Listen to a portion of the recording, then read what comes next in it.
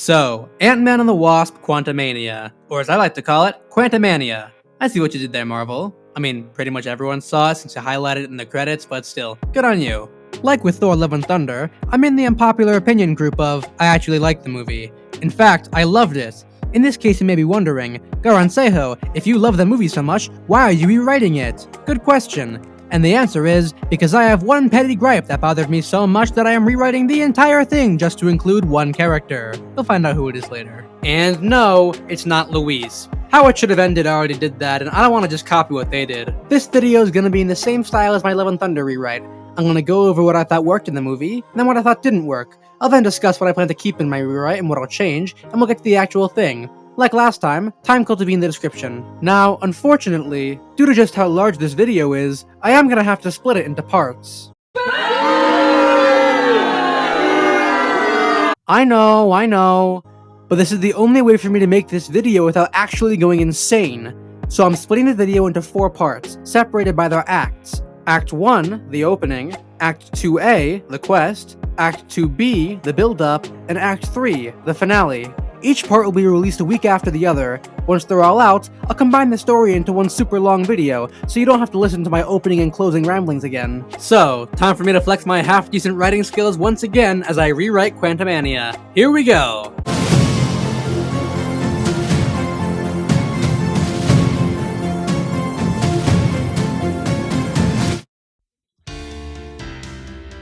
So, what I liked. As I said, I loved Quantumania. It was funny, with great characters and a good story. I thought the CGI and effects were fine, but then again, I also think this looks good, so what do I know? Getting down to specifics, I absolutely loved Cassie in this movie. Full disclaimer, Cassie Lang is one of my favorite characters from the comics even before the movie came out, so prepare for some major stature simping for the next 30 seconds or so. Kathryn Newton did an incredible job as Cassie. I know people are still mad about the recast, and I'll admit, not telling the actress is a bold choice, but Kathryn absolutely rocked. Cassie was funny, fun to watch, and I loved her energy throughout the entire thing. I understand the buzz around the don't be a dick bit, but that entire scene when Cassie grows giant is peak Cassie Lang. My favorite part of it was, I feel like I'm hugging Godzilla. That made me laugh out loud in the theater more than any other part of the movie. Ever since Quantumania was announced in late 2020, I was waiting patiently to finally see Stature on the big screen, and I was not disappointed. Cassie is probably one of my favorite parts of the movie. I also loved Kang. Now, let's not talk about all the stuff Jonathan Majors has gotten himself into, since this is not that kind of video, and let's instead look at his performance as Kang in Quantumania. The dude killed it. Every word he said, every move he made was Kang. Majors really hit the home run with his performance. Kang was intimidating, powerful, and evil in a way that still made him engaging as a character, not only as a villain. Props to both Peyton Reed and Majors for bringing such a complex character to life. Scott, of course, was amazing, because you can't go wrong with Paul Rudd. He was hilarious, yet it was easy to sympathize with him. Rudd's chemistry with Kathryn Newton was fantastic. You could really feel the love Scott has for his daughter. Well, not as much as in the first 2 movies, but Paul Rudd and Abby Ryder Fortson were perfect together. You can't really top that. A few minor things I liked. MODOK was fun. It's always nice to see MODOK. Hank and Janet were great. Finally, I thought that the people in the Quantum Realm were intriguing. Veb, Quaz, Gentora, and the other Quantum Realm inhabitants were cool to see. I love the design of the guy with the laser for a head. No idea what his name is, though. So, that's what I liked from Quantumania. Now, we get to the mean section. To start off, let's go back to Cassie. I know I said that she was one of my favorite parts of the movie, and she still is, but there are a few things I didn't like. For one, the hair color. And yes, I know how petty and nitpicky that sounds. I do hear myself. I tweeted about this after I saw the movie for the first time, at Garansejo by the way, wink, but I still find it hilarious that Marvel hired a blonde actress to play a blonde character and then dyed her hair brown. I understand that Scott's hair is brown in the MCU, but I just find it so funny. And to add fuel to the fire, Cassie's birth mother, Peggy, is blonde. But whatever, that's not even my biggest gripe about Cassie in this movie. What bothered me most about Cassie in Quantumania is her powers, or rather, the lack thereof. In the comics, Scott saves Cassie's life from a congenital heart defect, and Cassie idolizes her father, wanting to be a hero like him. In secret, Cassie steals Pym particles, which are absorbed into her body, giving her the power to grow and shrink without needing a suit. However, her powers can be activated by her emotions, which leads to some hilarious hijinks, because when you piss her off, you're not just dealing with an angry Cassie, you're dealing with a 50-foot tall angry Cassie. But in the movie, she's just girl Ant-Man. Okay. I mean, it's not like Cassie's natural powers are one of my favorite parts of her character or something. I'm fine. Next, let's talk about Hope. Now, I liked Hope in the movie. The problem is, she wasn't in the movie nearly enough to justify this film being called Ant-Man and the Wasp. Judging by the importance of each character in the movie, the film should probably be called Ant-Man and Kang, guest starring everyone else. Also, this movie heavily relies on the avoid that one conversation or the movie can't happen trope.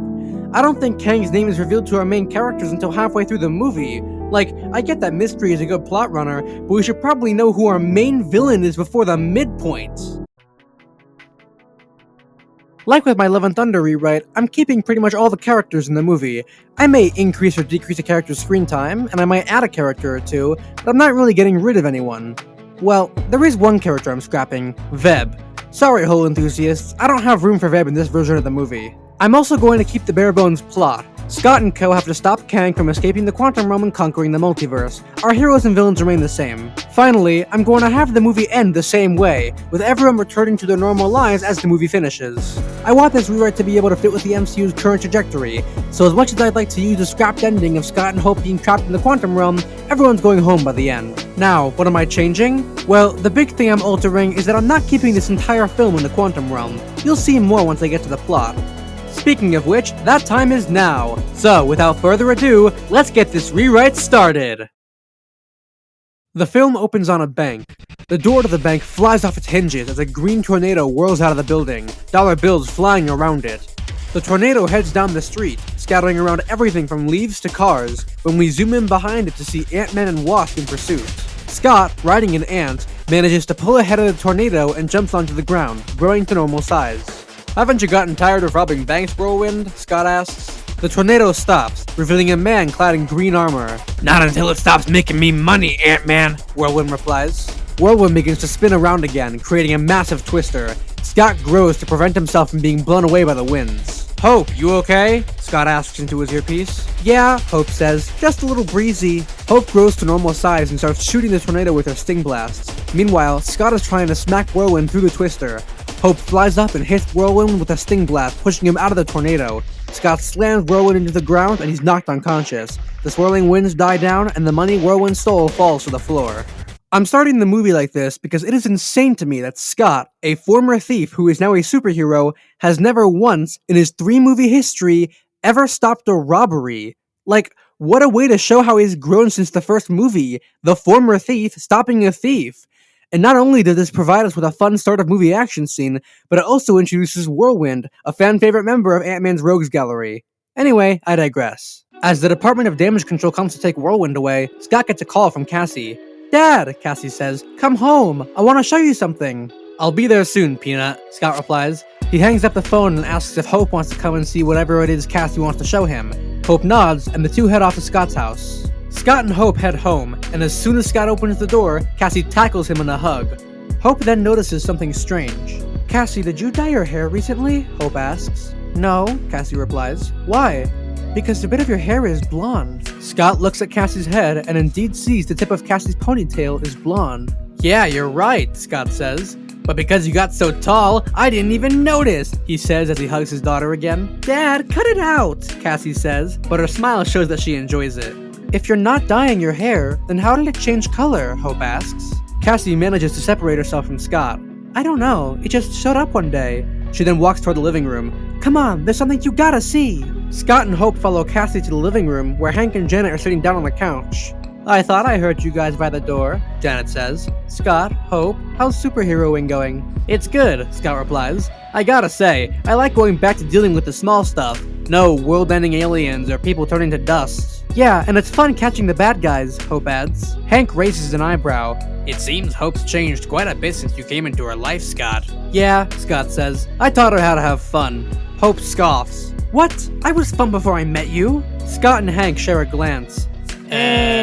Basically, I'm trying to make Hope's personality more similar to comic Janet, fun-loving, with a passion for superheroing. If you've ever watched Avengers Earth's Mightiest Heroes, then you know the vibe I'm trying to go for with Wasp. And it's not like this is unprecedented. Since Ant-Man 1, Hope's been a lot more fun and jokey in the movies. If only Cap could see you now. You can do it. You Okay, everyone, Cassie says, follow me. You're gonna love this. Cassie leads Scott, Hope, Hank, and Janet to the basement. She flicks on the lights, revealing several computers and workstations. During the 5 years you were gone, Dad, I didn't stop trying to get you back. Oh, Cassie, Scott begins. But he's cut off when Cassie begins rummaging through a box on the floor and pulls out a red and black bodysuit and a black eye mask. I was gonna use this suit to go into the quantum realm to look for you. Then, once I got you out, we'd be able to fight crime together. Scott laughs. Cassie, I thought you were joking about wanting to be a hero. I didn't know you were serious. 100% serious. Ever since you saved me from the bee guy. The bee guy? Jenna asks. Long story, Scott says. What were you saying, Cassie? Cassie continues. Well, ever since you saved me from the bee guy, I wanted to help people like you. I asked to be your partner. Who did you think? Me. Don't laugh. I'd be a great partner. Oh, Peanut. But you said you wanted Hope. But I know you were just saying that because I was too young. But now I'm 16, and I think I'd be a great superhero. I mean, that's great, Cassie, Scott says. But as your father, I still don't know if I should be letting you go out and fight supervillains.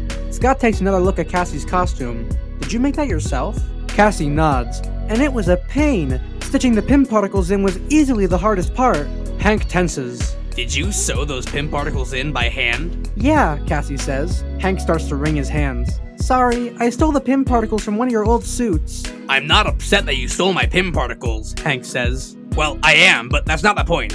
I'm worried about what might happen from your skin coming in contact with the Pym particles. Everyone in the room tenses up. What do you mean? Cassie asks. Cassie, when did your blonde hair start appearing? Hank asks. Cassie unties her ponytail and holds her blonde hair.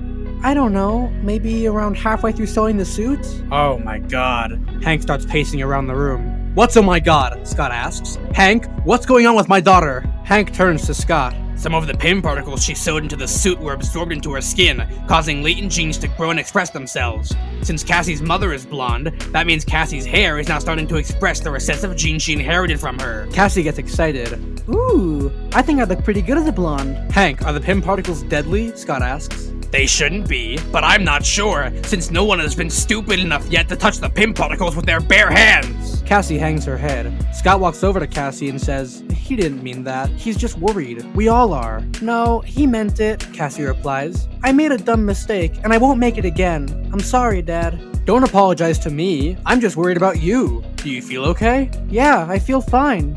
Then there's nothing to worry about. Scott hugs Cassie again.